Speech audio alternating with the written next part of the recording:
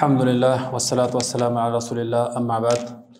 Allah Teala'ga çeksiz maqtoolor bolsun. Peygamberimiz sallallahu aleyhi ve sellem'ga salamlar jana salawatlar bolsun. Hurmatly cemaat, bugün bizdin 8-ci sabagыбыз muras ilimi boyunca. Biz murasxorlor menen tanışıp atabız. Kayсы murasxor kayсы учурда кандай укуктарга, үлүштөргө эгедер болот. Birinci 6 murasxordu öttük. Bugün 7-ci murasxorga geldik. 7-ci murasxor Arapçada Bintul İbn dep atalat. Bul balanın kızı. Mындайча айтканда, каза болгон кишинин небереси, бала жагынан. Баланын кызы дагы кадимкидей маркумдан мурас малым мүлк алат. Бул Бинтул Ибн баланын кызынан мунун 5 түрлүү абалы бар. Биринчиси же жарымын алат, же 3төн 2син алат, же асаба болот. Төртүнчүсү судус 6дан 1-ин алат, хужуб куру калат. Ошол 5 түрлүү нерсенин бирөөсүнү Бинтул Ибн алат. Биринчи жагдай карай турган нерсе ошол каза болгон кишинин балдары, кыздары барбы жокпу ошону карайбыз. Эгерде биринчи акбал бул маркумдун балдары дагы жок, кыздары дагы жок, бир гана ошол бир баласынын кызы бар. Ошондой боло турган болсо, бул баласынын кызы ошол маркумдун өзүнүн кызынын ордуна ойнойт. Өзүнүн кызына ордуна турат, кайымакам болот. Мындайча айтканда, ал кыз жалгыз болсо, бул маркумдун атасынын атасы, чоң атасынын малы мүлкүнүн жарымын алат, эгер жалгыз кыз болсо.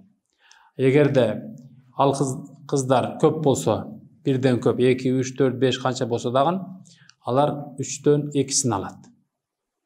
Эгерде үчүнчү абалы ушул Ибнул Ибн баланын кызы менен кошо, баланын баласы дагы бар боло турган болсо, ошону менен кошо асаба болот. Лиззакар мислу хазил унсаяйн, бир балага 2 кыздын үлүшү берилет.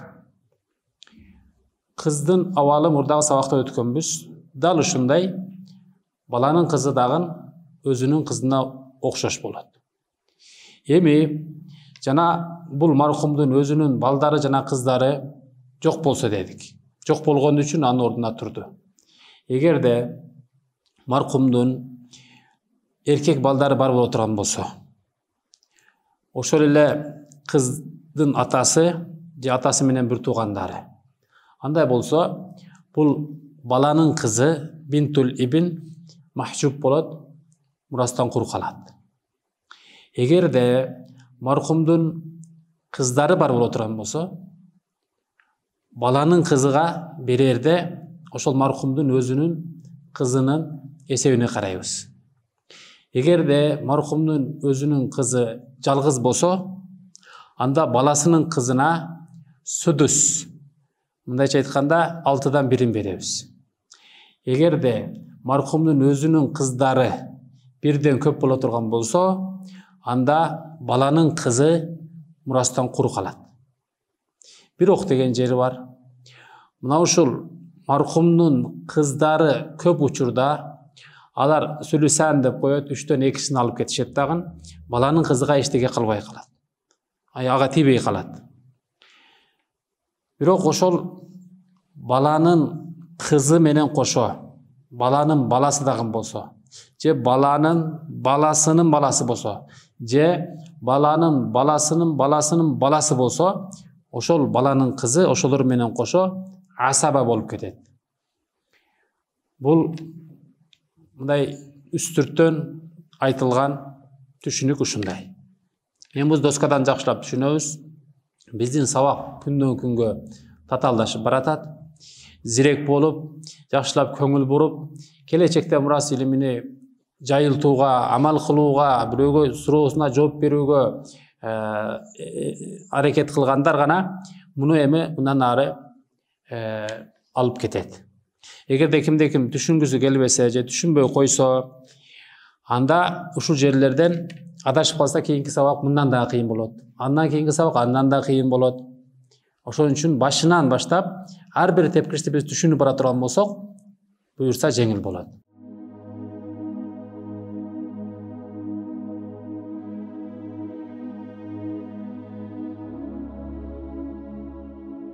Караңыздар. Баланын кызы, сиздин балаңыз, анын кызы барбы, небереңиз? Ошонун мурасы эмне? Бүгүнкү негизги тема ким экен? Баланын кызы. Ушул бүгүнкү каарман 5 түрлүү буга мурас берилет. Биринчи, караңыздар. Мындайрактан эле жазайынчы чоңураак кылып. Мына бир чоң ата каза болду. Биринчи абал. Ошо баланын кызын эми БК эле деп коебуз, баягы кыскартып жазыш үчүн. Баланын кызы. Өзү жалгыз болсо, демек бул чоң атанын өзүнүн кыздары жок, өзүнүн балдары жок. Демек бул баланын кызы, мына баланын кызы. Ушул чоң атанын өзүнүн кызынын ордуна жүрөт. А өзүнүн кызыны мурдагы сабакта өткөндөй жалгыз болсо, 2ден 1 жарымдан алат эле. Жарымдан алат эле. Экинчи мисал, чоң атанын балдары жок, кыздары жок, баласынын кыздары 1ден көп. Баланын кызы, мына жерге дагы баланын кызы дейбиз. Мындай учурда булар экөө биригип туруп окшош. 3дөн 2син алышат. Үчүнчү абал, ушул эле мына баланын кызы менен караңыздар. Баланын кызы, баланын баласы бар. Небере баланын баласы. Мына эркек. Демек, мындай боло турган болсо, муну менен кошо асаба болот. Балага 2 берилсе, кызга 1 берилет. Лирдакар мисли хазил унсаяйн. Хош, эми 4-үнчү абал. Мынабы кыз, караңыздар. Могу чоң атанын өзүнүн кызы бар. Анан баласынын кызы бар. Баласынын кызы. Ушундай учурда мынага не берилет? Мына 1 кыз менен келсе, буга 6дан 1 берилет. Ал эми ушул эле кыз, майыттын өзүнүн кызы экөө болсо, баланын кызы 1 болсо, же канча болсо дагы, мынауга эми берилбей калат. Түшүнүктүүбү? Анан бул жерде баланын кызы 2 болсо дагы, баланын кызы 2 болсо дагы, ушул 1 эле 6дан 1 алышат. Бул жерде дагы канча болсо дагы булар 2 кыз болгондуктан булар албай калышат. Ошо аймактарда китеп карап отургандар жакшы түшүнүп атат. Караңыздар. Мына жерде бир кеп бар, бир сөз бар. Мына кыз маркумдун өзүнүн кызы, мына баласынын кызы, бул баласынын кызы. Ушундай учурда такмилатан лисулусайн деген термин бар. Бул кызга, майыттын кызы жалгыз болгондуктан жарым берилет. Мисалга караңыздар. 6нын жарымы 3 болот, туурабы? 3 алды кыз. Эми пайгамбарыбыз айткан, мына баланын кыздары кыз менен кошулуп, кыз менен кошулат деген. Демек, такмилатан лисулусайн деген сөз 6нын 3дөн 2си 4 болот. 3дөн 2си 4 болот. Эми кызга берилди 3. Эми ушул 3дөн 2ни толукташ үчүн мына баланын кыздарына 1 беришибиз керек. Ушуну судус деп коет. 6'nın 6'dan biri 1. Ошол биrini мына жарым болгон 3-кө кошсок 4 болот. Мына ушул эле 4 эми ушул 6'нын 3'төн 2'сini толуктоо деген термин бар. Демек бул жерге кызга 3 берилет. Жарым берилди, 6'нын жарымы берилди 3. Эми мынауга судус 6'нын 6'дан биrini берсек 1 болду. Эми мына экөөнү кошо турган болсок 4 болду. Мына ушу 4 6'нын караңыздар 6'нын 3'төн 2'си. Демек такмилатан лисулусейн. Ушу 4'тү толуктоо үчүн 3кө судус болгон 1'ди коштук, экөө биригип 4 болуп судус сүлүсан 3'төн 2 толук болду.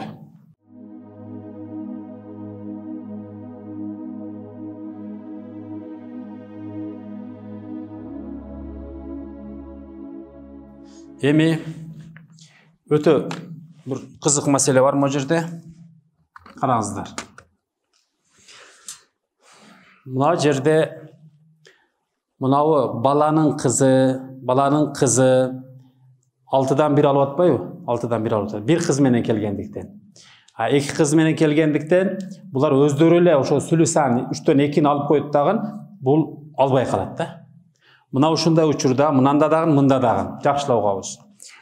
Коркусунан мына жерде дагы бир баланын баласы, эркек бала келип калса, эми бул бала мына экөөнү кошуп же жалгыз болсо өзүнү кошуп, ушул жерде дагы булар асаба болуп кетет. Мындайча айтканда, кыз жарымды алды 3. Мына бала жок болгондо буларга экөөнүн 1 эле тиймек. 3 бизде бар азыр.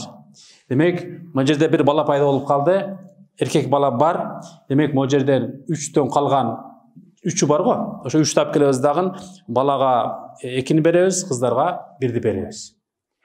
Лиззакар мисли хазлун унсаяйн деген маселени чыгарыш үчүн не кылабыз? Балдарды 2 деп эсептейбиз, кыздарды 1 деп эсептейбиз. Демек, бала канча болот? 2, мынау 3, мынау 4. Ошол 3'тү 4кө бөлүп берип коебуз. 3'тү 4кө бөлүнбөйт. Кийин бир өтө кызык сабак келет, тасхих деген. Ама жерден башка эсептерди чыгарып, 3'тү 4кө бөлүп беребиз буларга. Мына ошол эле маселе караңыздар. Мына жерде бир кыз бар, 2 кыз бар. Демек, 2 кыз толук болду дагы, сүлүсанды алышты, мынаны махчуп кылып коюшту. Баланын кызыны. Ушул эле жерде караңыздар. Мына баланын кызы келип, баланын баласы келип калса, эркек. Же баланын баласынын баласы келип калса, чебере болуп кетти. Же баланын баласынын баласы келип калса, бул андан да ылдый кетип кетти. Мына ушул могу бала, бул бала, мынау карындашы же эжесини буларга эми эже болуп калат. Буларга андан да чоң эже болот. Бул жерден кыздар 4 алса, 3'төн 2 4 болот да. 2 калат. Ошол 2'ни анан булар асаба болуп бөлүшүп кетет. Же муну менен, мына кыз эми мынау куру калбайт. Ушу бала менен кошо, бала 2'ни алса, бул 1'ди алат. Ушуну бул азыр башкадан бир эме чечебиз. Мына ушул жерде башкадан мен түшүндүрөм. Макулбу?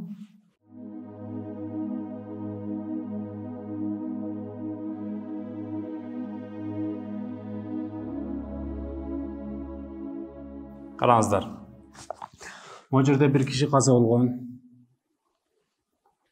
Узун кылып сызышыбыз керек бул жерде. Мына жерде бир баласы бар. Мына жерден жазайын. Уулу баласы деп койсок да болот, экөө тең бир эле. Баласы, мына жерде 3-чү баласы. Эң татаал темалардан ушул. Баласы. Караңыздар. Мунун ар бириден эми ылдый неберелер кетет. Балдары болду да бул каза болгон кишинин неберелери кетет, караңыздар. Небере болгондо мына жерде бир бала бар. Мындай кылып кетебиз. Мына жерде баланы Б кылып коеюн. Кызды К кылып коеюн. Ал эми мына жерде bir bala, andan keyin mınalardın tuşunda, andan keyin bunun balası var. Hoş. Eme uşunun bir kızı var, bir balası var. Karаңыздар. Balası, kızı. Eme mınanın tuşunda, mına bir katar bulup da. O жерде bir balası var. Mınalardın katarında, bu жерде bir balası var. Balası. Karаңыздар. Bu жақтан балдар мындай кетип атат. Мынандайчы. Эми мынанын тигиге окшош bir kız bir balası var. Balası, kızı. Эми мына баланын астыга дагын кетебиz. Бул мыналар өзүнчө bir катар болдубу? Караңыздар. Bala, kız. Мынанын астына кетебиz. Bala, kız. Mынанын астына кетебиz. Bala, kız. Bunun астына дагы кетебиz. Bu жерде bala var. Bu жерде kız var. Bunun астына дагы кетебиz. Bu жерде bala var. Bu жерде kız var. Mынанын астына дагы кетебиz. Bu жерде bala var. Bu жерде kız var. Көрдүңүздөр бул жеңил темаларда. Алы бул мыналардын ар бирге не беришин ойлоп чыгышыбыз керек, табып чыгышыбыз керек. Бул шарият. Караңыздар. Бул жерде мынабы мына караңыздар. Майет, анын баласы, анын кызы була, кыз. Демек бул небере болуп атат могу. Небере кыз. Бүгүнкү тема ушул небере кыз боюнча болуп атат, туурабы? Мына балдарды, мыналарды мындай кылган себеби жок. Булар жок. Булар бар болгондо бул албай калмак. Мынау маркумдун өзүнүн балдары жок. Атасы жок, атасы менен бир тууган жок, анын бир тууганы жок, булар жок. Анан мынау дагы жок. Тоголок кылып кете берем, булар жок, өлгөн. Бул дагы жок. Бул дагы жок. Мындай айтканда бир тууганы дагы жок, атасы менен бир тууганы дагы жок, муну менен бир тууганы дагы жок. Түшүнүктүбү? Мына бала дагы жок. Мына бала дагы жок, өлгөн. Жалаң кыздар калыптыр бул семьяда. Бул бала дагы өлгөн. Балдардын баары өлгөн. Караңыздар. Мына дагы жок, бул дагы жок. Бул дагы жок, бул дагы жок. Кимдер калды эми бул жерде? Мына кыз калды, бул кыз калды, бул кыз калды. Бул жерде 3 катар кыз. 1, 2, 3. Мына 3. Бул жерде 2 катар кыз бар. Мына менен мынабы, бул жерде 1 катар кыз бар. 9 кыз мындай жайгашты. Мынабы биринчи катардын эң үстүнкү кызы. Мунун тушунда кыз жок. Биринчи катардын ортончу кызы, мунун катарында экинчи катардын биринчи кызы. Биринчи катардын эң астыңкы кызы, мунун катарында экинчи катардын ортоңку кызы, үчүнчү катардын биринчи кызы. Көрдүңүздөрбү? Анан экинчи катардын эң астыңкы кызы бул үчүнчү катардын ортончу кызына тушу келет, үчүнчү катардын бир кызы, бунун тушунда эч ким жок. Түшүнүктүбү? Ушул жерде эми биз мына кызга карагыла. Мына кызга бул эми кыздын ордуна жүрөт дагы, жалгыз болгондуктан 2ден 1 жарым беребиз. Жарым беребиз. Эми андан кийин мынабы маркумдун баласынын кызы, маркумдун баласынын кызы, мына 2 кыз эми экөө, мына экөө. Ушул экөө эми баягы 6дан 1 алышат. 6дан 1 ушул экөө болот. Түшүнүктүбү? Анан мына кыз, бул кыз, муну кыздар эми эчтеке албайт. Эми ушул жерде караңыздар. мынауы сызықта эки кыз 6-дан 1-ди алып аткан учурда кокус мынаны билбей байкабай калыптырбыз. Бул бала, могу бала эми 4-3түк болуп кылган себеп тирүү болсо, эми ушул жерде мынау алган кыз алган жарымдын жарымы 3. 6-нын жарымы 3, жарымы дагы 3. Ошол 3тү эми мынау бала жанагындай эле 2 бөлүгүн алат, бул кыз 1 бөлүгүн алат, бул кыз 1 бөлүгүн алат. 3тү 4кө бөлүү ушул жерде дагы болот. Түшүнүктүүбү? Эми мынау бала 4-3түк эмес. Бул өлүк болсо, өлгөн болсо, анан мына кыздар, мына кыз, бул кыз барбы? Ушулар куру калып атат да. Мыналар 6-дан 1-ни алып койду. Куру калып атат. Мына ушул кыздын тушунда, мына кыздын тушу мынау. Мына бала бар болсо, бул асаба болот. Мунун тушуда мына бала бар болсо, бул алып коет. Анан мынау экөө тушунда, өзүнүн тушундагы бала болсо, бул алат. Bunun tuşundagı bala bolsa, bul.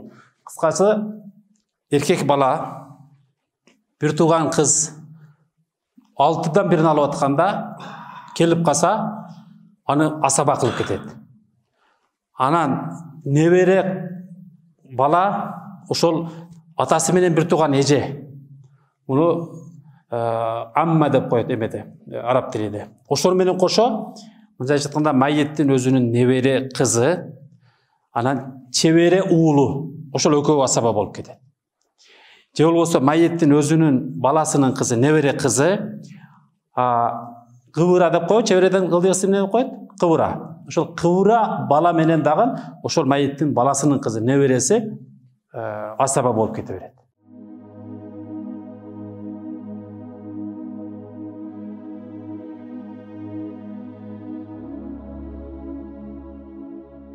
Bismillahirrahmanirrahim. Banatul ibni kabanatis sulbi. Balanın kızları adamın özünün kızlarına okşoş. Walahunna ahvalun sittun. Ularga 6 türlü ahval bolot. Nisfuli wahidatin. Bul kız, balanın kızı jarım alat eger жалгыз bolsa. Wa thuluthan lisnatayn. Eger ekөө bolsa 3'tөн 2'ni alışat. Fasaidan inda adamil banatis sulbi. Kaçan?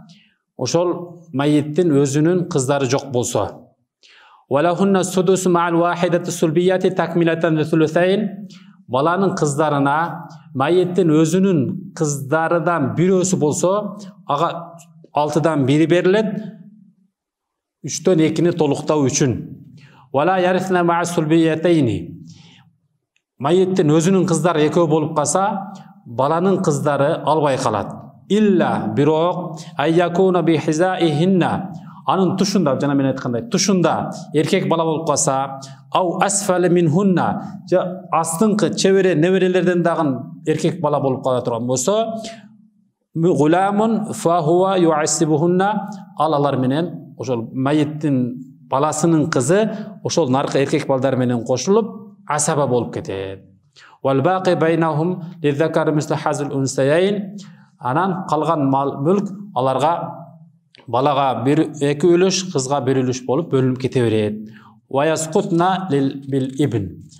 Bul balanın kızlarının bari mayettin özünün erkek balası bar bolsa, bari mahcup bolup albay kala beret. Endi munany aytıp atat. Law taraka 3 banatin ba'duhum banati ibnin ba'duhunna asfalu min ba'din. Bir kişi, buna yerde birinci katarda 3 kız var da, 1 kız, 2 kız, 3 kız. Uşunu ayıp tutar. Ve 3 banati ibnin ahar. İkinci balasıdan dağın, balasının 3 kızı kaldı. 3 banati ibnin ahar. Üçüncü karanızlar. Balasının aslında dağın 3 kız kaldı. Buna şunday süröttü deydi. Bihadihi sura, uşul süröttü deydi. Munda bulup turgan bolsa ne bolot deydi? Lil ulya min fariqil awwal la yuwaziha ahad. Birinci katardagı kız var go muna. Oşol kızga tengdeş nar jakta bir dagın kız jok deydi. والوسطى من فريق الأول تزاويها العليا من فريق الثاني. Birinci katarda ikinci kızga, ikinci katardagi birinci kız tuura kelет deydi. Tuşunda. والسفلى من فريق الأول توازيها الوسطى من فريق الثاني وعليا من فريق الثالث. Yani mınау birinci katardın en aslındagi kızga, ikinci katardın ikinci kızı, üçüncü katardın birinci kızı tuura kelет deydi.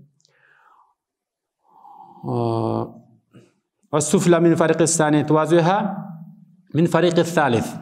Yani ikinci katardın ikinci kızga, üçüncü katardın birinci kızı tuura kelет deydi. والسفلى من فريق الثالث لا توازيها أحد.